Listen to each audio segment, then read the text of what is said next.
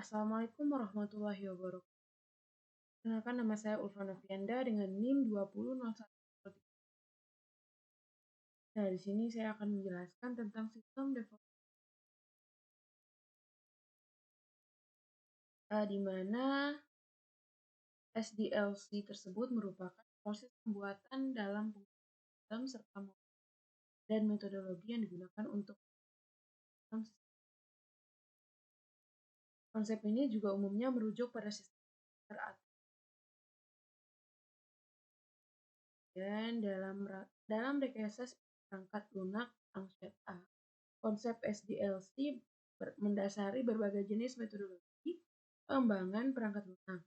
Nah, metodologi membentuk suatu kerangka kerja untuk perencanaan dari dan pengendalian pembuatan sistem, yaitu proses pengembangan perangkat. Kemudian langsung ke jenis-jenis siklus pengembangan sistem. Ada 3 jenis. Yang pertama ada tradisional system life cycle. Kemudian yang kedua ada life cycle using. Yang ketiga ada object oriented system life cycle. Kemudian ada proses SLC, yaitu siklus life cycle. Yang pertama ada requirement analysis, yang kedua ada sistem dan software, yang ketiga ada implementation, yang keempat system testing, dan yang kelima ada operation dan maintenance.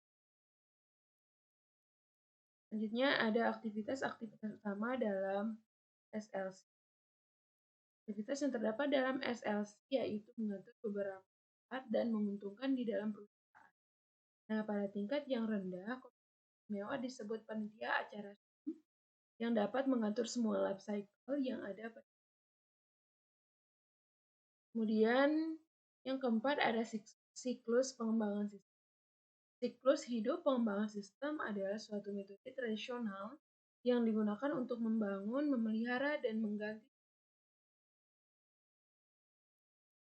SDLC dalam rekayasa sistem dan rekayasa adalah proses pembuatan dan pengubahan sistem serta model dan metodologi yang digunakan untuk mengembangkan sistem tersebut. Nah, beberapa contoh, salah satu contohnya ada waterfall dan lain. Kemudian yang terakhir ada korelasi pengembangan sistem dengan SDLC dengan pengembangan sistem secara konvensional atau tanpa SDLC. Nah, dengan metode secara konvensional yaitu SDLC, System Development Life Cycle, STI dikembangkan oleh analisis sistem. Analisis sistem adalah orang yang dididik khusus untuk mengembangkan sistem secara profesional. Nah, STI yang kompleks perlu dianalis oleh ahli dalam bidang. Ya, permasalahan yang dapat dipecahkan dan dibutuhkan pemakaian sistem dapat diidentifikasi. Kesimpulan yang dapat diambil dari penjelasan di atas yaitu bahwa SDLC adalah proses pembuatan dan pengubahan sistem serta model dan metodologi yang digunakan untuk mengembangkan sistem rekayasa perangkat. Metode SDLC hadir untuk membantu kamu dalam pengembangan produk serta metode serta mampu menampilkan informasi dengan cepat, akurat, dan berguna dalam membantu pengambilan keputusan produksi pada PT Aneka, sehingga proses produksi berjalan dengan efektif dan efisien dalam hal biaya dan